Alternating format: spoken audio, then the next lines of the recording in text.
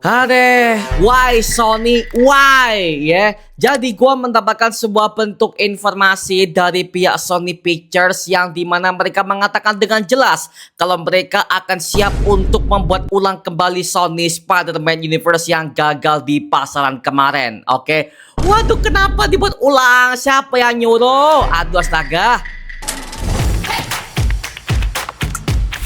Moga-moga aja bagus ya, karena dari dulu udah berepic. Seperti bencinnya elemen komedi dan Kita semua ya yang udah pernah baca komik Jawa Bumi ya.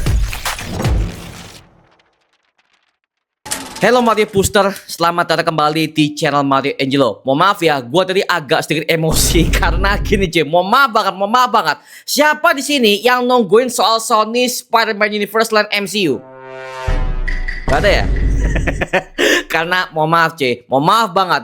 Mereka tuh hanya bagus mengerjakan film Venom pertama. Sisanya hancur pak, hancur.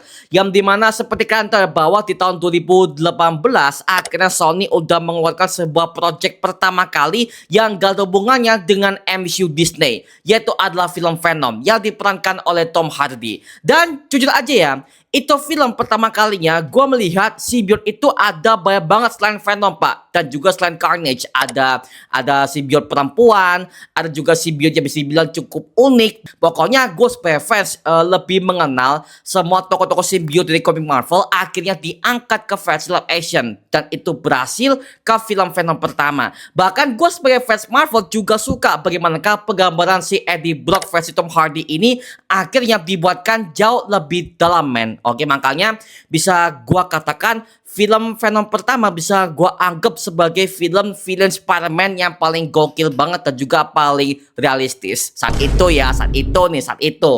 Tiba-tiba muncul film kedua, Letter P Carnage, sama film ketiga The Last Dance. Astaga, apa sih? Gak jelas tuh film kedua itu ya, karena mohon maaf ya, gua pikir Carnage yang akan dibuatkan jauh lebih brutal men. Karena kan lagi-lagi Carnage ini merupakan villain Spider-Man paling brutal, dan juga dia adalah symbiote yang bisa membunuh semua orang dengan tanpa ampun men. Apalagi inangnya adalah si Cletus Kasady yang merupakan pembunuh berantai paling mengerikan di Marvel Comics. Oke, yang dimana seharusnya Carnage akan dibuatkan lebih brutal dong. Tapi di versi Marvel Sony kemarin dibuatkan PG-13 ala-ala untuk remaja anak-anak dan gak bagus. Dan di endingnya dibuat mati. Buat apa coba? Buat apa lu nge-hire aktor semahal Woody Harrelson untuk memerankan tokoh Carnage yang ujung-ujungnya dibuat mati? Dalam segi bentuk naskah aja udah salah men, sangat salah banget. Makanya bisa gue katakan gak guna banget tuh film kedua.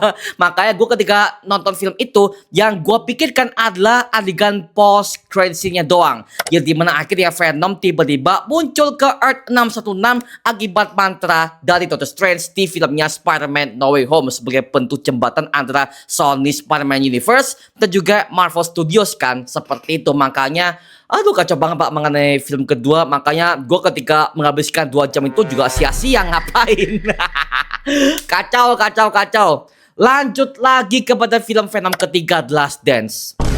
Makin gak jelas pak ya, makin gak jelas. Tiba-tiba Venom dibuat mati loh. Dibuat mati.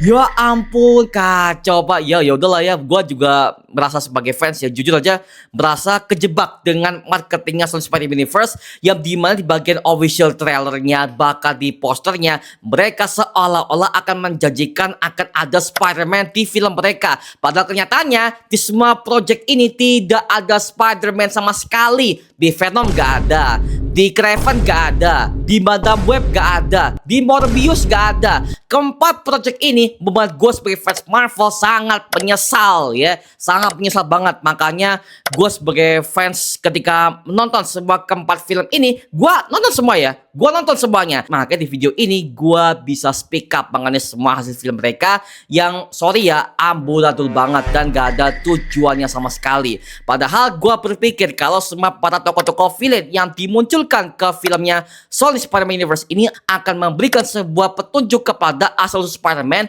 yang akan muncul ke film ini. Dan saat itu gue masih ingat ya, gue masih ingat semua para fans Marvel akhirnya udah berteori apakah jangan-jangan ini adalah universe-nya Spider-Man Tobey kah, atau Andrew kah, atau ada Spider-Man versi Peter Parker yang lain kayak kan seperti itu kan ya.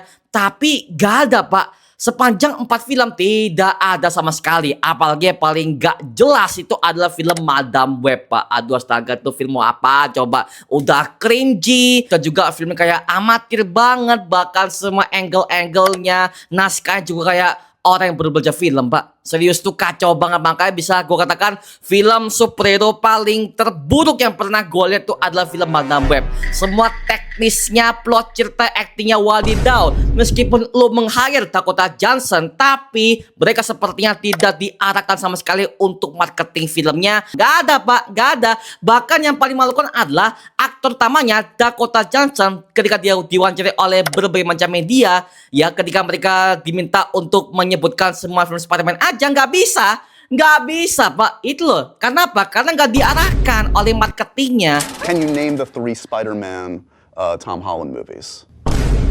Yeah. Should I just go on faith? Yeah. Oh, Spider-Man, here he comes. here he comes. That's yeah. number one. Yep. Spider-Man, and he's back. And the other one, the last one is the Goblet of Spider-Man.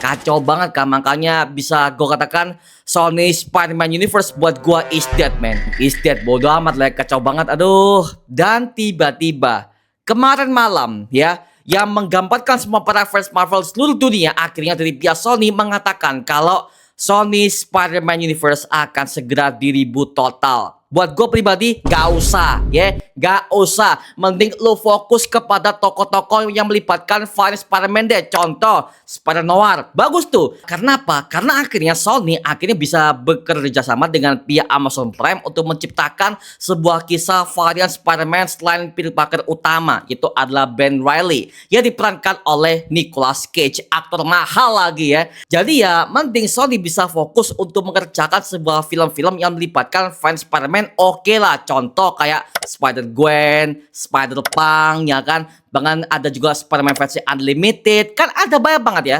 Di semesta multiverse Spider-Man itu ada banyak banget versi Spider-Man yang bisa diangkat oleh Sony untuk memperluas jangkauan multiverse tentang Spider-Man ini kan ya. Gak harus dengan tema-tema film-film Spider-Man, tapi gak ada Spider-Man-nya. Buat apa? Contoh deh, mereka bikin filmnya Kraven the Hunter, oke? Yang merupakan pemburu Spider-Man paling terkenal di versi komik Marvel, tapi gak ada Spider-Man-nya. Buat apa?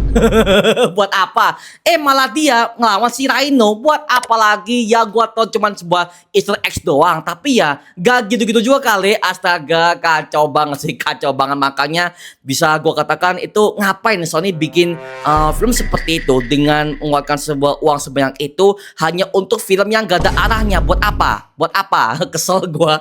Mohon maaf ya, gua agak kesel dengan semua marketing Sony Spider-Man Universe yang bisa dibilang cukup mengecewakan para fans. Karena gue masih ingat, marketing paling membuat gue sebagai fans jadi keprank itu adalah film Morbius, Pak.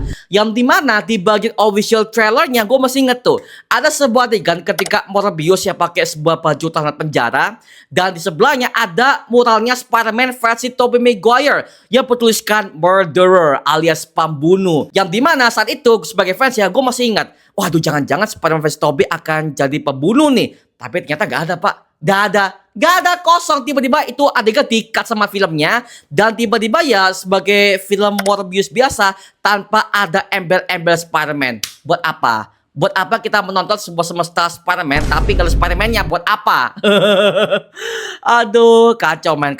Maka pada akhirnya mengenai Sony Spider-Man Universe tahun 2024, akhirnya mereka udah resmi membatalkan semua proyeknya. Karena gue masih ingat Sony saat itu ya, ketika mereka lagi mengerjakan film itu, mereka itu udah merencanakan 2 proyek spin-off berikutnya. Itu adalah si Agent Venom, yang kedua adalah El Muerto. Yang dimana untuk El Muerto gue nggak tahu ini orang siapa, tapi pas gue baca itu adalah film Spider-Man yang bertemakan pergulatan, Pak. Oke, alias petinju paling mengerikan di Marvel. Jadi kalau misalkan Sony benar-benar niat untuk meribut kembali Sony Spider-Man Universe yang satu ini, please libatkan Spider-Man di dalamnya. Karena apa? Karena kita bisa mengenal semua tokoh-tokoh villain ini karena Spider-Man, Pak. Kita bisa mengenal Doc Ock, Green Goblin, Sandman, Venom, Morbius, segala macam. Itu karena Spider-Man, bukan karena tokoh villain-villain ini akan dikisahkan originsnya. Gue bodo amat, Pak. Gue bodo amat. Yang penting gue pengen tahu untuk tokoh utamanya itu ada Spider-Man, Pak. Dan tokoh villain-villain ini adalah sebagai bentuk tokoh pendukungnya.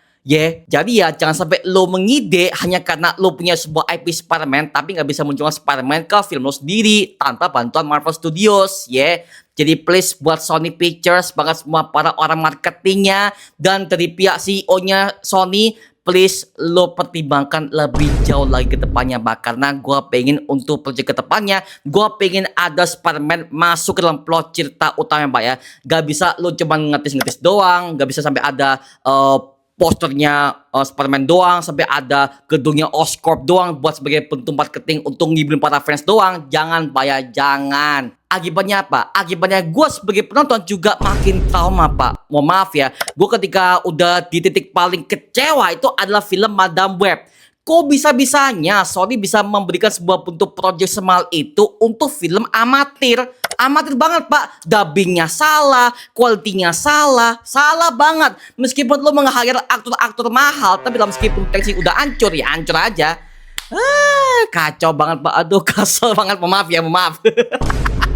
Gue udah trauma. Mending gue nonton filmnya Spider-Man Brand New Day sama Spider-Noir ketimbang gue nonton serialnya Sony Spider-Man Universe kemarin yang gak ada ujung-ujungnya dan gak jelas mau arah kemana. Dan gue pikir awalnya mereka akan assemble untuk melawan Spider-Man.